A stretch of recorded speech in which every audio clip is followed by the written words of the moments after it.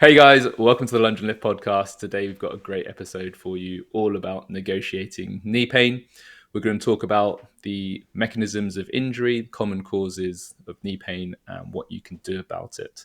So hopefully if you or anyone you know are experiencing knee pain, you've got a few practical tips that you can apply. Quick medical disclaimer though, obviously this is not medical advice, so please do seek a professional if you are experiencing a serious knee injury. Before we get into it, a quick thank you to our show sponsors, thetrainingstimulus.com. Please check it out if you're interested in learning more about movement mechanics. wit-fitness.com. Please use our discount code LL15 to get 15% off your WIT kit. And Hydro, please use discount code LL20 to get 20% off your blood flow restriction apparel. Rob, Yes. how are your knees, mate? My knees, they're feeling pretty good at the moment. They were feeling a bit ropey after the competition. I just think that was just due to extra stress being put through the joints. But they've definitely been taking a little bit of time to get back to feeling good again. So, because I've been squatting, I've been deadlifting and stuff, and deadlifting has definitely felt a lot better for me. But the squats have still been. I was doing some high volume front squats, and a little bit of stress towards like that. The anterior part of the knee, so the front part of the knee, that stress there. So, because I've been doing it without knee sleeves as well, because I like after competition, I like to kind of deload the body by like getting rid of the belt, getting rid of the knee sleeves, and just taking myself through more of like a naked movement, shall we say, but well dressed. Yeah. So, what about you, mate? How's your knees? Yeah, all good, thanks. So, historically, I tore my MCL playing rugby a long time ago now. So, every now and again, it's given me a little bit of jip, but touch wood, that's all under control. And I think, it's just something that's come up quite a lot recently. A few people, a few clients and friends have had knee niggles, knee injuries.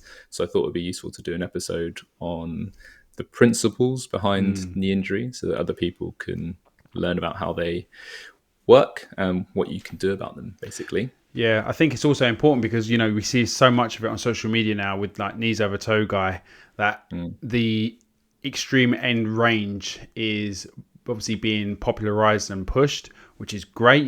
Full range of motion. That's as he says, strengthen to lengthen, like lengthen to strengthen, and like take yourself through full ranges of motion and through control.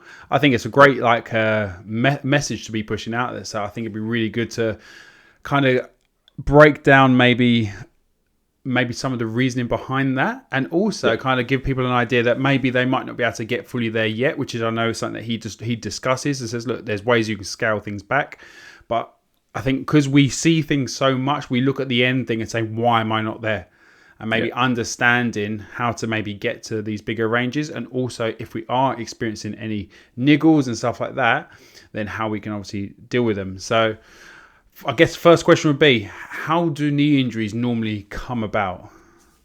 Yeah, great place to start. So, in terms of the mechanism of injury, if we think about things really, really simply, it basically boils down to we have exceeded the tissue tolerance of one part of the body. So, we can do that basically suddenly. So, if there's a collision or an incident where we have just too much stress applied to one particular part of the body, it gives out. That's like my MCL knee tear. I basically had two guys fall on my knee from the side, and it was just too much all at once on that particular ligament. Or it can be gradually over time. So this is probably what people like runner's knee and issues like that things are just slightly not right, and it's a little bit too much. And with a high volume or a spike in training volume, that too much becomes chronic, and the tissues get broken down slowly rather than suddenly. And if we think about what can cause these this tissue tolerance to be exceeded, it can either be that the tissue itself doesn't have enough capacity to deal with the workload we're asking it for. So if it's a muscle, that muscle just isn't strong enough or doesn't have the endurance to do the amount of work we're asking it to do. Same goes for a tendon. Or it could be that that particular part of the body is doing too much because other parts of the body are not. So if we're looking at a knee, It could be that its nearest neighbor joints of the ankle and the hip aren't working very well. So extra stress is going into that knee, and that's why it's exceeded its tissue tolerance. So we need to consider both of these possible causes before we think about how we're going to deal with it. Yeah, I think that's a really important point there, because a lot of the time it's very easy to think, oh, okay, my elbow's sore, my knee's sore. Like, okay, right, I'm going to say ice or apply heat to the knee, or wear a knee sleeve to help the compression with the knee to help me feel better. And you're just masking the problem, not addressing the issue. And it's definitely something that I've learned over the years, and then especially from now, obviously doing the movement mechanics mentorship, that understanding the hips and ankles and how that is, like, there's probably that's the starting of it, and especially when you're thinking about the feet. So if that's the first point of contact with the floor, if that's a bit messed up with the ankle, it's going to send it straight up to the knee, and that's how that's your first point of call. Same thing with the elbow. Normally thinking from the shoulder up, if the shoulder's a bit skew with, the elbow is going to be taking a lot more force than it needs to, and it's so common. But I think it can be very easily misdiagnosed. And then you think, okay, this is what it is. It's the knee, and we're going to now not do any knee flexion, knee bending at all. So we're going to keep it to, say, some deadlifts. Just like I said at the start, you know, how I've actually preferring deadlifts at the moment, just because my knees have taken a bit of a battering. So by that I can ease back into it, especially then coming away from knee sleeves. So I've had all this extra support and stability, and now I've taken it away, which is then why I've gone front squats and I've gone higher volume. So the loading isn't as high. Well, classic. I obviously went a little bit too heavy the other day, but that's not the point. It's the thing of I've chosen a movement where where I'm not able to load it as much, because I'm going for the higher volume, and I'm also going for a more compromised position compared to my low bar back squat, to give my knees some tolerant time so I can build up that intensity again, and then reintroduce the knee sleeves. Yeah, exactly. I think that one of the principles in what you're saying there is that essentially the area of injury isn't necessarily where the issue is. So that even though the knee might be complaining, the problem isn't necessarily with the knee itself. So you can put knee sleeves on to help effectively increase the effective tissue tolerance of the knee, because you've now got sleeves to help deal with that stress. But if there's too much stress going into the knee because the ankle or the hip aren't working correctly, we haven't addressed the root cause. And that's where a bit of assessment goes a really long way to figure out what the most effective and fastest solution might be. And I think to move it on to the next step, if we're looking at the tissue tolerance of the knees specifically, or any other body part, the first question we've got to ask is the demand we're placing on that body part reasonable? So have we done things sensibly? Have we progressed our training sensibly? And is the stress that's been put on that joint something that we've expected? And the analogy I like here is, if you've got whiplash, you can get whiplash in your neck either from a car crash or from playing rugby and making a normal tackle. And if you're a rugby player, you kind of expect to get a knock in the head and the neck when you're making tackles occasionally. So that's not an unexpected stressor on your tissue tolerance in the neck.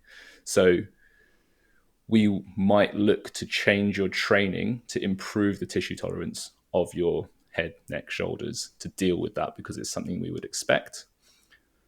Hopefully, we don't expect to have many car crashes. So to train your neck to be able to deal with a 70-mile-an-hour impact, for example, would be unreasonable. So it's not really a question of could we make our training better there. It's just really, really bad luck. Yeah.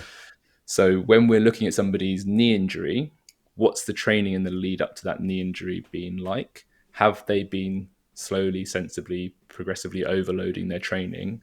Or have they gone from running 5K a week to running a marathon and placed an unreasonable demand for adaptation on that knee? If that's the case, then the simplest solution to that answer is you tried to do too much too quickly, and you had no right not to expect a knee injury, really. So if that's the cause, then there's a very simple solution: be more progressive with your training. However, if it's somewhere in between that and no training demand and the knee has still become injured, then we need to look more at the mechanics. Like, is there something going on here which has caused that knee to overload in reasonable situations. So you're progressing your training sensibly, but the knee has still become overloaded. Then we start to think, is it because the ankle or the hip aren't working correctly, or is it because that one leg is not working correctly, or is doing too much? Sorry, say you've got a right leg dominant squat, 70% of the weight's going through the right leg. That's another good way that the knee could get overused. Yeah, I think it's really common, especially the asking self to do too much too soon, and it can be done really like accidentally. Like for instance, you could say, well, "I'm going to be to go for like an active recovery like workout, like the classics. Right, I'm going to do like 10 by 500 on the row, and then do like a Yeah. body weight metcon as active recovery." And it's like you're doing some wall balls, you're doing that. So there's so much knee flexion going on, and that constant bend, extend, that you think, oh, but it's a steady pace. I'm not lifting heavy. And it's like, Yeah. yeah, but then you've got that repetition. So you're doing it over and over and over again. And I think before, obviously, we move on to like when you are starting to address the ankle and the hip and the dominance inside, if you have got any of these issues, that even then doing it, I think as you mentioned with the running, even when you're doing things at then a steady intensity, it's just that repetitive nature of constant stress over and over and over again. It's like that tripping tap analogy, right? Yeah. It will make its way through, and it's just you can either make it happen quicker or it's just a lot more acute and bang. I think that's a nice way, as you said, like with the car crash and the rugby whiplash.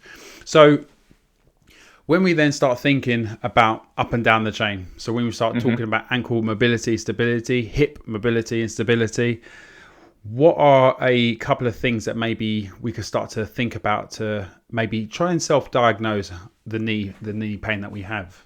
Sure. So if we think about the knee as just being the gap between the ankle and the hip, every time you take a step or every time you do a squat and there's some knee flexion involved, there's also a flexion of the ankle, dorsiflexion, and of the hip, generally speaking, or there should be. So the knee can get caught in the middle when there's a disagreement between the two. So if the ankle is a lot more mobile than the hip, then we're expecting more motion from the foot and the ankle than the hip will provide. And that can happen in all three planes of motion. So it's not just forwards and back, it's also to the side, it's also rotating. If the ankle goes more than the hip wants to go, then the knee feels the brunt of that because it's connected above and below. Equally, vice versa, if the ankle doesn't go, but the hip does go, then the other side of the knee is going to suffer. So what we're really looking for here is mismatches between either of the movement qualities of mobility or stability from the ankle or from the hip. And in terms of quick assessment, we want to look at those three planes of motion from a mobility and a stability perspective. So looking at your sagittal forward and back range of motion, side to side range of motion, and rotating range of motion in both the ankle and the hip. If one of them's really poor, then that's a big red flag to suggest that maybe this is linked to the knee pain. The same goes for stability. We will talk about the stimulus 6 directions: forward, back, left, right, rotating left, rotating right. So we want to look at ankle stability, reaching in those 6 directions, and also hip stability, going in those 6 directions. And once you've done both of those tests and both of those joints, you start to build a picture of where your function is good, where your function might not be so good. And we can correlate that against how the pain is manifesting in the knee. Yeah, and I think what's also a really key thing to maybe think about is even if you haven't got any knee pain directly now, it's definitely worth doing some of these like mobility and stability tests, like the stimulus 6 of both the hips and the ankles, because it'll only give you a bit of insight into your training as well, which can make it a lot more tailored and specific. Because so like for instance, I know generally like laterally, I have a lot more weakness because I don't move much laterally. So when it comes to say lateral stability, it's pretty shit. So it's something that I know that my training, when I choose in my accessories, I need to pick exercises which probably then start to include things like that. So I'll still have my main tick the box, strength stuff. So my squat, my bench, my deadlift. But then outside of that, I can make things a little bit more creative and fun by then targeting some of these weaknesses that I have discovered from doing these assessments. And I think the easiest thing is definitely like with the stability stuff, just stand on one foot on both your legs, and you'll see instantly which foot is overworking. And it's like, okay, cool. I can now just, I haven't even got to look at the other side. I can probably just do an assessment on that, say the left side, and say, right, okay, I can clearly see a lot of issues. But it really doesn't take long, guys. And we'll put some links maybe in the show notes if you want to check out the Stimulus 6 for both the hips and the ankles. Give them a go. They're really, really insightful. And as I said from the mentorship myself, how much I've learned and kind of connecting the dots, it's massively helped. So I think what would be really helpful for the listeners is maybe to go through some common knee injuries that have come about. And like, so maybe when we're talking about, say, if people are getting pain in front of the kneecap, so the front of the knee, maybe inside of the knee, and then the outside of the knee. So maybe a couple of case studies that people could maybe put themselves into that and think, okay, and kind of give them some solutions there. So maybe let's start with the kneecap, because that's quite a weird one when you hear people say, I'm getting pain on my kneecap. So there is nothing there. So maybe it'd be good to maybe discuss what that is. Yeah. One quick thing you just reminded me of in that bit about stability is if you can't stand on one foot, you need to work on your stability. You should be able to balance on one foot, and you'd be amazed at how many people who are very fit and very strong can't stand on one foot for any period of time. So that's 101 stability is stand on one foot more often when you're waiting for a bus or whatever you're doing. Well, even while I'm podcasting now, I'm barefoot and I balance on because I shift between the 2 feet. Yeah, because again, it's I'm doing stability work while I'm standing, and this is an easy. And just keeping on this topic, this is something that I say to a lot of my clients that like if they're doing meetings, like don't sit, stand, walk around on your phone with like hands free set. Or like stand up if you're doing like a Zoom call, stand like make a standing desk or something. Just raise the camera up, like stand up, and then you can do these things shifting from foot to foot because it's extra work. But caveat: do be careful. Too much standing does hurt your feet. So you have to build up that tolerance. Yeah, progressive overload's king. So let's go into some of these case studies. No, a little bit of a tangent. So once we've done our assessments on mobility and stability and the directions that we're good and bad in mobility and stability, we want to correlate that with where on the knee the pain is manifesting. So we can divide it up simply into 4 sides of the knee: the front, the back, the inside, and the outside. So inside we'll call medial, outside we'll call lateral. And where the knee is hurting will generally correlate with where the lack of mobility or stability is showing in the tests. So one I had this week, a client came in and was experiencing both anterior and medial knee pain. So just under the kneecap and on the inside of the knee. And when we were doing his ankle assessments, his foot and ankle assessments, he had very little stability going into dorsiflexion. So he basically had hypermobile calves, is the easiest way to think about it, super flexible. So there's nothing decelerating his knee from moving forwards, translating forwards in space. Imagine what's happening to your knee as you go down the stairs, which is what triggered one of his pain triggers. So there's no brakes on that movement. So that correlates with the anterior knee pain, which we could bring on in assessment by recreating that movement. And also he was flat-footed, so his feet would roll in. His arches were basically glued to the floor. So he had nothing to stop the knee from moving inwards medially. And that correlates with his medial knee pain. So what that tells us is that he needs to improve his stability in both of those directions so that he can decelerate the knee from moving into those positions, so the bones basically don't come to an end range, crash on the ligaments and or tendons. So we can apply the same principle to all sides of the knee, like what's going on to cause that aspect of the knee joint to experience more stress than we want, and what joint motions and what muscles should be doing more with which movement quality to stop that happening so much.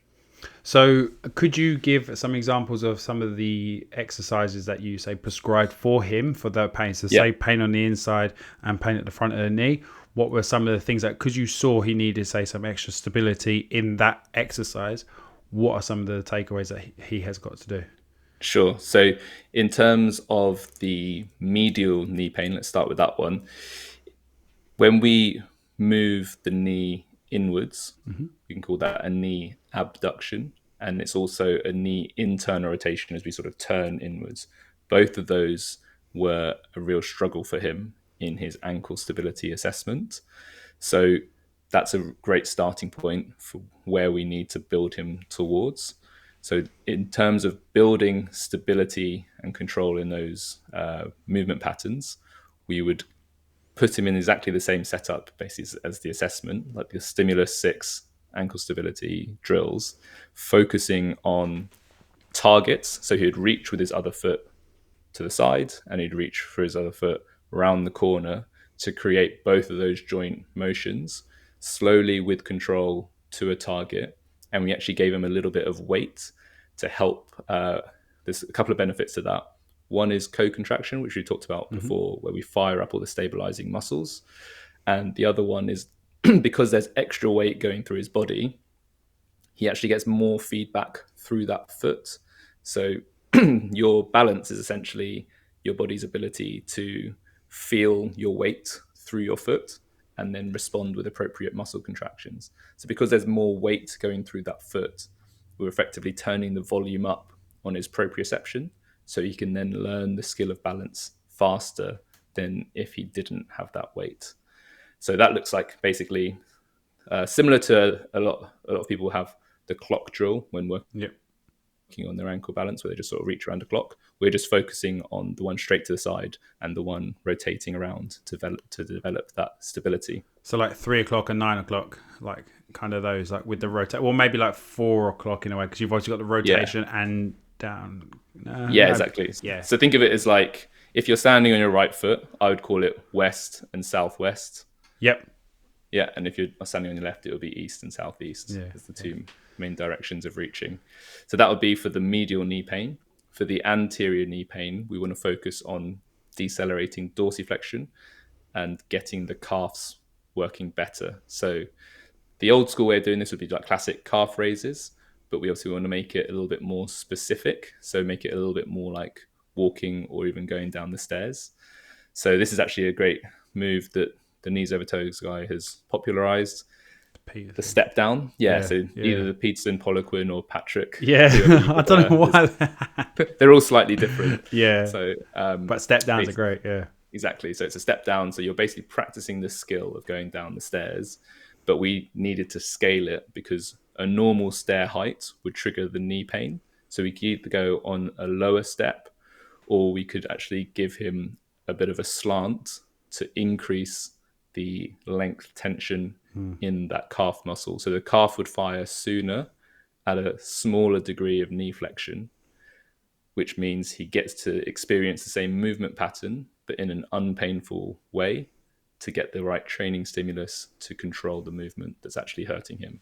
So that's a principle we'll come back to for how to address almost all injuries is well, we might as well do it now. Like when we're looking at a knee injury, what's the trigger for the knee injury? Is it a big range of motion? Is it a small range of motion, like going down the stairs? There's just a small degree of knee flexion. Is it impact? So if you're jumping and landing versus squatting where there's no actual impact event, is it high volume, high reps, or is it weight? Once we know what the trigger is, we want to recreate that trigger and that same training stimulus, but in a scaled or watered down version so that it's not triggering pain. So it's stimulating but not aggravating is the way to think about it. So we know that going down the stairs triggers that knee pain for him. It's that specific movement pattern. But how can we recreate the demand on the body in the way that isn't triggering his pain and further creating pain or injury? So I've just given you the tweaks and the adjustments so that he can train that movement pattern, progressively overload it to increase his tissue tolerance, skill, and capacity, so that eventually he can build up to taking a step down a long staircase, like doing lots and lots of steps, without that actually triggering pain because he's progressively built up to it in that way. And that's one of the main reasons I call it the training stimulus, because it's not rehab at that point, it's just training. You're Yeah. conditioning the body to perform better at a specific task. It's not, you're not broken, you're not in a situation where you can do nothing about it. You just train like you normally would, albeit with a slightly funkier set of movements. Yeah, I think that's key. That trying to stay as close as possible to the as you said, like what the issue was. So with the stepping down, like making that step smaller or increasing the range of motion in the ankle to give him a little bit more range. Is there anything? What would you maybe some suggestions maybe for the outside of the knee and the back of the knee? Because that's quite a common. The back of the knee, something I've definitely heard quite a lot. The outside of the knee, I've not actually heard too much, like from clients coming to me with that kind of pain. I reckon you probably have, but what are maybe some things that you could maybe address there? Yeah, so the principle's the same in that we're going too far in that direction without control. So lateral knee pain you see with people typically who drive their knees excessively out. So their default in squatting most commonly is that they want to push their knees as far to the side as possible. So that lateral compartment of the knee is dealing with way more stress than it typically would in a more normal movement pattern. So in my experience, it's most commonly a conscious cue that they've been coached into doing. It's like classic CrossFit, right? Old school, knees out, like the way it used to be thought should be done because you didn't want the knees in. So exactly, yeah. So they've basically thought that the more you drive your knees out, the better your squat is. And the reason people like that is because you can feel your glutes contracting harder with the external rotation of the hip. So it feels like you're in more control there, but actually it's not a position your knee wants to be in. So to correct that, I would teach people to focus more on loading the big toe. So keeping some weight more evenly, like those people will typically have the big toe lifting off the floor. So they'll be all their weight through their pinky toe and just the heel. So by keeping weight on the big toe, they won't be able to drive the knee as far out. So there's a lot less stress going to that lateral compartment. could you potentially also suggest maybe just straight feet to kind of take away that need of driving the knees out? Because you're then actually turning because most of the time when people are driving those knees out, their feet are actually externally rotated as well, so pointing out. So they create essentially this open hip to give themselves room to fall into in their squat. By then straightening the feet kind of creates that tension so their knee can't actually go out. So that, as you said, so rather than just a big toe or just... Yeah, exactly. So if they do that and keep the big toes down, then that will, limit their capacity to drive the knees outside the feet. And for the back of the knee, think of that almost as like a hyperextension. Like commonly, people will feel that the back of the knee gets overstressed by hyperextending the knee. Then we need to look at the muscles that would be controlling the knee extension, which primarily would be the hamstrings. So any form of hinge work or decelerating that knee extension, lunges are obviously very good for that, would be the focus for strengthening the posterior aspect of the knee. Nordics? They do work. So as much as I criticize them because they're not very specific to what most people use their knees for, the evidence shows that they work for that reason. Yeah. So we can do better, but if you've got real laxity, lack of strength and stability through the back of the knees, an untrained knee versus a knee that's done Nordics will fare better. Yeah. So if you're at a complete loss, sure, do your Nordics, but lunges first, RDLs, all of those things are much more specific. I think my only positive when it comes to not my only positive, but something that I like to think about when it comes to Nordics and when I do prescribe them is it's because it's coming flexion from the knee. Extension from the knee rather than always from the hip. Because most of my training all comes from the hip. Because I'm not working in a gym, so I don't have like a lying leg curl. I don't have these like knee flexion exercises that I can do. So then doing like a negative Nordic or something like that gives me an ability to load my hamstring from a different way. And that creates just a different stimulus in my hamstring. Also, little things like just changing the foot position when I'm, say, doing like a banded leg curl. Like having my foot relaxed and flat gives me a much better hamstring contraction than having my foot bent and then keeping the stress kind of also in the calf. So again, it's like, I think, as you say, lunges are great because they're as close to standing as possible and keeping things as close to day-to-day life. I think, but then if you do want to break it down and introduce exercises like this, I think having them as part of your training, not necessarily just your way of, say, bringing the knee back to, or the posterior knee in this discussion, bringing that back to full strength. Yeah, that's a really good point. And I think just to elaborate on that a little bit further, the reason Nordics don't carry over as well as more specific movements like lunges is that in terms of how the knee operates in life, in sport, in training, if you're doing squats, you're doing deadlifts, knee flexion will always be accompanied by ankle dorsiflexion and hip flexion at the same time. So in terms of improving that overall movement pattern, we want an element of both of those in if we can, because we link the proprioception from both other parts of the body. So if we're doing a lunge with extra hip flexion, for example, we'll get so a forward reach to floor, forward reach at knee height. We're getting extra length through the hamstring, making it work harder, controlling the back of the knee, also controlling knee extension at the same time, whilst pairing it with dorsiflexion and hip flexion. So in terms of carryover to our movements that matter, it's much more direct. You could think of it as more complicated, but you could also think about it as more simple because it's actually closer to what you're trying Yeah. to do. And the Nordic is actually quite abstract away from the end movement you're trying to do. It's like a And bodybuilding exercise, right? Because essentially it's exactly, like an isolation, which is like, it's cool. exactly. Like, okay, you want to say do bicep curls to say build your biceps. So like Nordics can be a great way to build your hamstrings, to build bigger Yeah. hamstrings. That's great. Or yeah, so I think when you do take things into isolation, you do have to then think, okay, at some point I'm going to have to bring this back to the full compound, full total body exercise.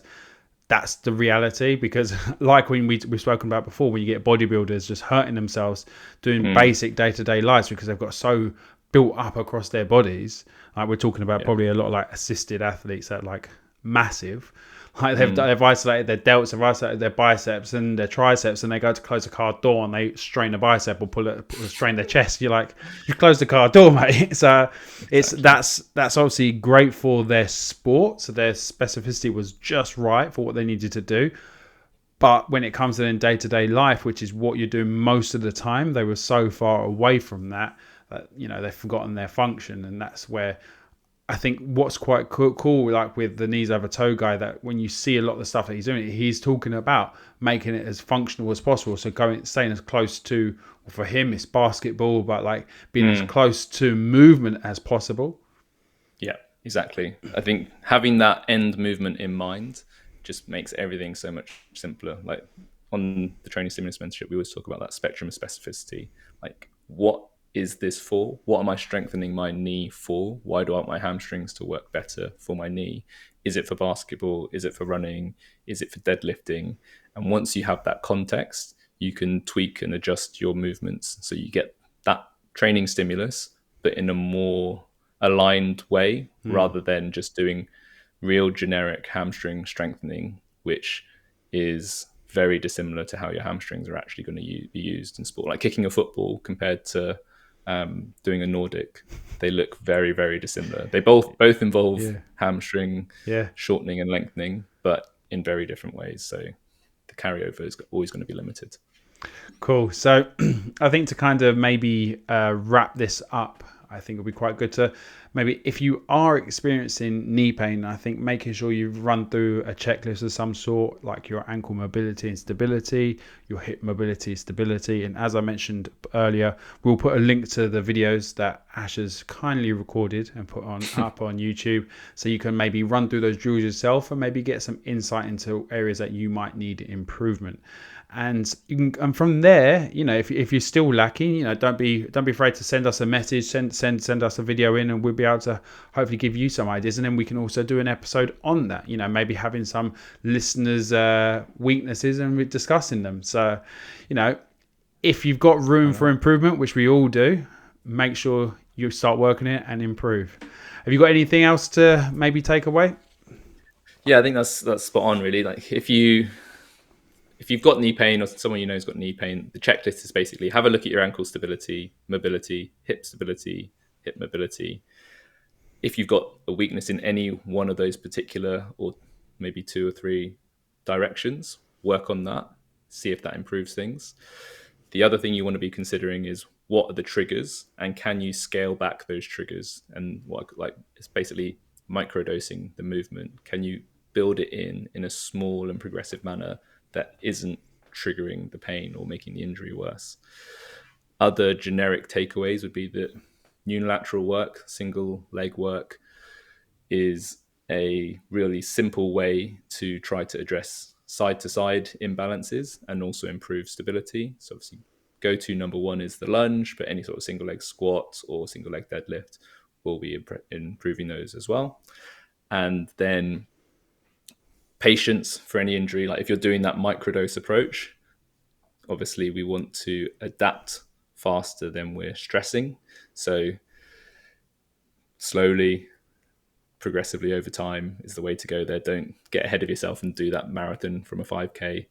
And finally, either if you're doing the tissue tolerance approach or you're doing the biomechanical approach, both of them rely on a high number of reps. If you're trying to improve the skill or you're trying to build up tissue tolerance, generally higher volume and lower intensity is the way to go. So just keep drilling it, keep practicing the skills, and that's where the results really come, rather than trying to do low volume, high intensity. That's not the way the nervous system learns. No, so that's the thing. Just keep showing up, and doing it.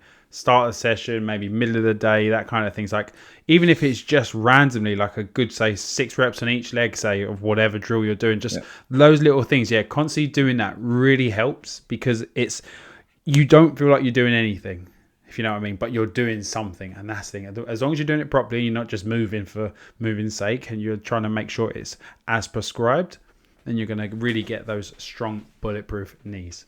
So we really hope you enjoyed today's episode, and if you are having any knee pain and this has helped you, we'd love to hear. And if you do know anyone with knee pain and maybe you think some of the stuff that we've discussed today will hopefully help them, do shoot this episode across to them and share the Lunge and Lift message. If you did enjoy it, we would love for you to maybe share it on Instagram, tag us at lunge.lift. And you can also head over to Apple Podcasts and leave us a review if you're really loving the episode. So as always, thank you very much for your time. We really do appreciate it. And we'll see you next week. Thanks, guys.